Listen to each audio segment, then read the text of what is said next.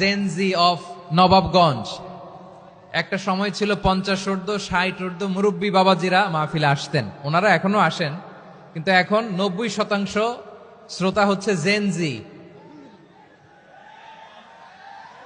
The young generation, the future heroes and icon of Bangladesh. তোমাদের হাতেই বাংলাদেশ নিরাপদ। আমরা দেখেছি যত জুলুম, যত ফ্যাসিবাদ, যত অন্যায়, যত অত্যাচার, সব কিছুকে তোমরা দুমড়ে মুচড়ে সত্যের পয়গামকে 56,000 বাংলাদেশের প্রতিটি ইঞ্চি মাটিতে ছড়িয়ে দিয়েছো তোমরা। তোমাদের হাতে নিরাপদ এদেশের লাল সবুজের পতাকা।